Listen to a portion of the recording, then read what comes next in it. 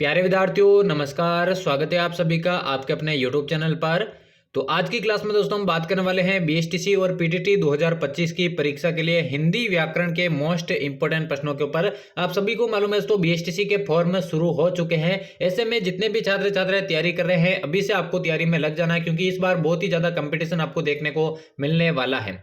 450 का मिनिमम आपको टारगेट रखना है बीएसटीसी के अंदर, और पीटीटी के में भी दोस्तों 50 प्रश्न हिंदी व्याकरण के पूछे जाते हैं। तो आज की क्लास को आपको एंड तक वॉच करना है। बिना किसी देर के आपको क्लास को यहाँ पर शुरू करते हैं, साथ साथ में आपको आंसर बताते रहना है। पहला प्रश्न आपसे पूछा गया है, निम्न में से स्त्रीलिंग शब्द कौन सा है? ऑप्शन है पीतल, चांदी, वैशाख या फिर शबनम। जल्दी से पहले प्रश्न का राइट आंसर बताइए। बहुत ही एनालिसिस के साथ प्रत्येक प्रश्न का आंसर मैं बताने वाला हूं, जिससे इस क्लास से काफी ज्यादा प्रश्न आपको एग्जाम में सहायक होने वाले हैं। तो इनमें से देखिए स्त्रीलिंग शब्द कौन सा है। देखिए यहाँ पर काफी सारे विद्यार्थियों ने देखिए चांदी को देखकर सीधा इसको स्त्रीलिंग कर दिया होगा, लेकिन इस प्रश्न का जो राइट आंसर होगा वो हो जाएगा दोस्तों शबनम। इनमें से केवल शबनम ही है जो आपके स्त्रीलिंग में है। चांदी चांदी अब स्त्रीलिंग में क्यों होगा? देखने में तो देखिए ये आपको स्त्रीलिंग लगेगा, लेकिन चांदी हिंदी व्याकरण का अपवाद माना जाता है, और अपवाद स्वरूप ये प्रश्न पूछा जा सकता है क्योंकि ये पुल्लिंग के अंदर आएगा। चांदी अपवाद है, ये पुल्लिंग के अंदर आता है, क्योंकि सभी जो धातुएं हैं चाहे सोना हो, तांबा हो, पीतल हो, ये सभी आपके पुल्लिंग में आते हैं। लेकिन चांदी आपको देखने से लगेगा कि ये स्त्रीलिंग है, लेकिन चांदी आपके पुल्लिंग के अंतर्गत आता है, ये आपको ध्यान में रखना है। तो इस प्रश्न का राइट आंसर हो जाएगा शबनम, जो कि स्त्रीलिंग शब्द है। तो चौथा ऑप्शन इसका राइट आंसर हो जाएगा। प्रत्येक प्रश्न का इसी तरह से एनालिसिस करके मैं आपको दोस्तों यहां पर बताने वाला हूं हिंदी व्याकरण के मोस्ट इंपोर्टेंट प्रश्न। तो यहां पे अगला प्रश्न देखिए पूछा गया, निम्न में से गुणवाचक विशेषण कौन सा है? चौगुना, पापी, बहुत या फिर अधिक। जल्दी से सभी विद्यार्थी इसका आंसर बताइए। इनमें से गुणवाचक विशेषण कौन सा है, यही आप सभी से पूछा गया है। तो जल्दी से सभी विद्यार्थी इसका राइट आंसर बताइए। देखिए हिंदी की बात करूं, विशेषण आपके चार प्रकार के होते हैं। पहला गुणवाचक विशेषण, दूसरा संख्यावाचक विशेषण, तीसरा परिमाणवाचक विशेषण और चौथा है सार्वनामिक विशेषण। यहाँ पे गुणवाचक जो आपके गुण दोषों की बात करता हो वहां पर गुणवाचक विशेषण होगा। जो यहाँ पर दोस्तों पापी जो है, जिसने भी पापी शब्द यानी दूसरे ऑप्शन को सही किया उन सभी का यहाँ पर बिल्कुल करेक्ट आंसर हो जाएगा। सभी को साथ साथ में कमेंट बॉक्स खोल के रखना है और आंसर बताना है। अगला प्रश्न पूछा गया, निम्न में से अनिश्चयवाचक सर्वनाम कौन सा है? वह, कौन, कुछ या फिर स्वयं। जल्दी से सभी विद्यार्थी इसका आंसर बताइए। और हमारे चैनल पर दोस्तों डेली क्लासेस आपको मिलने वाली हैं। प्रत्येक दिन में दोस्तों 3-4 क्लासेस आपको चाहे राजस्थान जी के हो, हिंदी व्याकरण हो, मिलने वाली है। तो चैनल को जरूर से सब्सक्राइब कर देना। तो अनिश्चयवाचक सर्वनाम इनमें से कौन सा है? तो यहाँ पे देखिए अनिश्चयवाचक सर्वनाम, तो यहाँ पे हो जाएगा दोस्तों कुछ।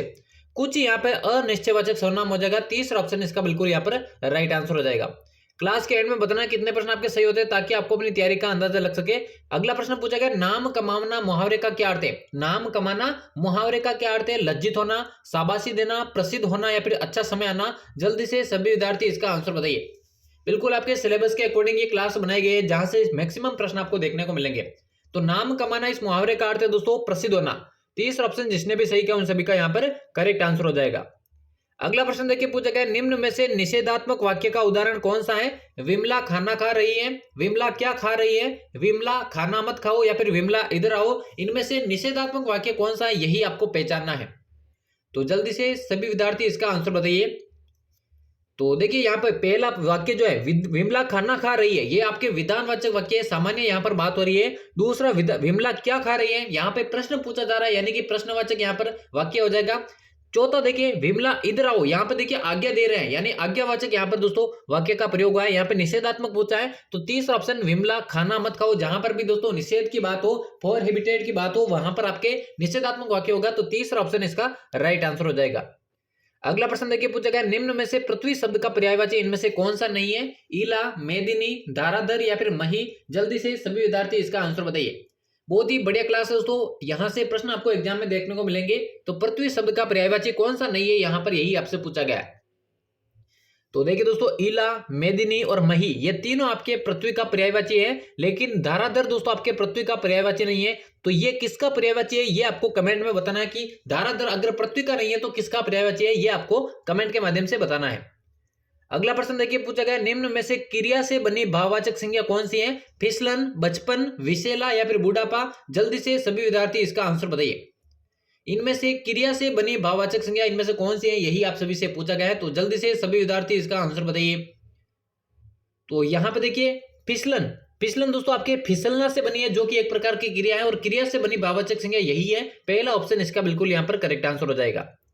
अगला प्रश्न देखिए पूछा गया मृग नयन शब्द में कौन सा समास है? द्विगु समास, तत्पुरुष समास, कर्मधारय समास, बहुव्रीहि समास। जल्दी से सभी विद्यार्थी इसका आंसर बताइए। मृग नयन शब्द में यहां पर कौन सा समास प्रयुक्त हुआ है, यही आप सभी से पूछा गया है। तो जल्दी से सभी विद्यार्थी इसका आंसर बताइए। देखिए मृग नयन यानी कि मृग के समान नयन है जिसके, यहां पर देखिए जो समास होगा वो कर्मधारय समास प्रयुक्त होगा। तीसरा ऑप्शन इसका बिल्कुल करेक्ट आंसर हो जाएगा। अगला प्रश्न देखिए पूछा गया निम्न में से वृद्धि संधि का उदाहरण कौन सा है? महोदय, परमोज, देवर्षि या फिर रमेश। जल्दी से सभी इसका आंसर बताइए। वृद्धि संधि का उदाहरण इनमें से कौन सा है, यही आप सभी से पूछा गया है। तो जल्दी से सभी विद्यार्थी इसका आंसर बताइए। इंपॉर्टेंट प्रश्न तो परीक्षा में सीधा ये पूछा जा सकता है।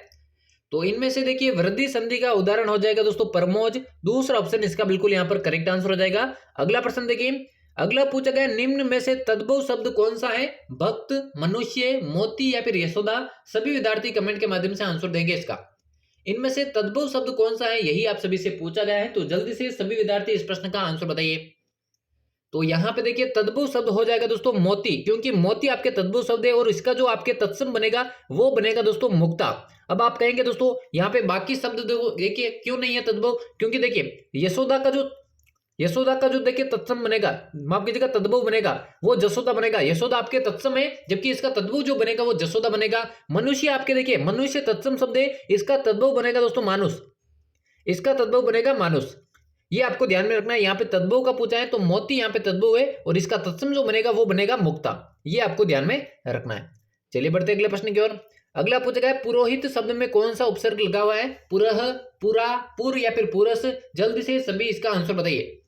पुरोहित शब्द में कौन सा उपसर्ग है? बहुत ही बेहतरीन क्लास है, तो क्लास के एंड में बताना कितने प्रश्न यहाँ से सही होते हैं आपके। तो पुरोहित शब्द में पुरह उपसर्ग है, पहला ऑप्शन इसका राइट आंसर हो जाएगा। अगला देखिए पूछा गया अभ्युदय शब्द में कौन सी संधि यहाँ पर प्रयुक्त हुई है? गुण संधि, दीर्घ संधि, वृद्धि संधि या फिर यण संधि। जल्दी से सभी इसका आंसर बताइए। अभ्युदय शब्द में यहाँ पर कौन सी संधि का प्रयोग हुआ है, यही आपसे पूछा गया है। तो जल्दी से सभी विद्यार्थी इसका आंसर बताइए। तो अभ्युदय शब्द की बात करूं यहाँ पर देखिए यण संधि का प्रयोग हुआ है, चौथा ऑप्शन इसका करेक्ट आंसर हो जाएगा। चलिए अगला प्रश्न देखिए। अगला प्रश्न देखिए यहाँ पे पूछा गया निम्न में से रूढ़ शब्द कौन सा है? पंचानन, वैभव, अनुज या फिर पंकज। जल्दी से सभी विद्यार्थी इसका आंसर बताइए। इनमें से रूढ़ शब्द कौन सा है, यही आप सभी से पूछा गया है। करेक्ट आंसर क्या हो जाएगा? देखिए व्युत्पत्ति के आधार पर शब्दों को तीन भागों में बांटा जा सकता है, रूढ़ शब्द, यौगिक शब्द और तीसरा है योग रूढ़ शब्द। यहाँ पे रूढ़ शब्द कौन सा है? तो यहाँ पे देखिए जो वैभव है वो आपके रूढ़ शब्द है, दूसरा ऑप्शन इसका राइट आंसर हो जाएगा। अगला प्रश्न पूछा गया समास शब्द का शाब्दिक अर्थ क्या है? विस्तृत, विग्रह, विच्छेद या फिर संक्षिप्त। जल्दी से सभी विद्यार्थी इसका आंसर बताइए। जो समास शब्द है दोस्तों इसका शाब्दिक अर्थ आपको बताना है, कौन सा ऑप्शन इसका राइट आंसर हो जाएगा। बढ़िया प्रश्न तो एग्जाम में काफी बार पूछा जाता है। तो समास शब्द का जो शाब्दिक अर्थ है दोस्तों वो हो जाएगा आपका संक्षिप्त, चौथा ऑप्शन इसका बिल्कुल करेक्ट आंसर हो जाएगा। अगला प्रश्न पूछा गया मोसेरा शब्द में कौन सा प्रत्यय प्रयोग हुआ है? रा, आरा, एरा या फिर ऐरा। जल्दी से सभी इसका आंसर बताइए कि जो मोसेरा शब्द है यहां पर कौन सा प्रत्यय लगा हुआ है। सभी विद्यार्थी कमेंट के माध्यम से आंसर देंगे। तो मोसेरा शब्द में देखिए आपके एरा प्रत्यय का प्रयोग हुआ है, तीसरा ऑप्शन इसका बिल्कुल करेक्ट आंसर हो जाएगा। अगला प्रश्न देखिए। अगला पूछा गया चंचल शब्द का विलोम शब्द यहाँ पर क्या होगा? अचिर, नागर, स्तर या फिर अदर। सभी विद्यार्थी कमेंट के माध्यम से आंसर देंगे इसका। जो चंचल शब्द है दोस्तों इसका विलोम शब्द सिंपली से आपको बताना है, क्या हो जाएगा इसका करेक्ट आंसर। तो चंचल शब्द का विलोम शब्द हो जाएगा दोस्तों स्तर, तीसरा ऑप्शन इसका बिल्कुल यहाँ पर करेक्ट आंसर हो जाएगा। बढ़ते हैं अगले प्रश्न की ओर। अगला पूछा गया निम्न में से कौन सा शब्द अशुद्ध लिखा हुआ है? कौरव, कनिष्ठ, करुणा या फिर कविंद्र। जल्दी से सभी विद्यार्थी इसका आंसर बताइए।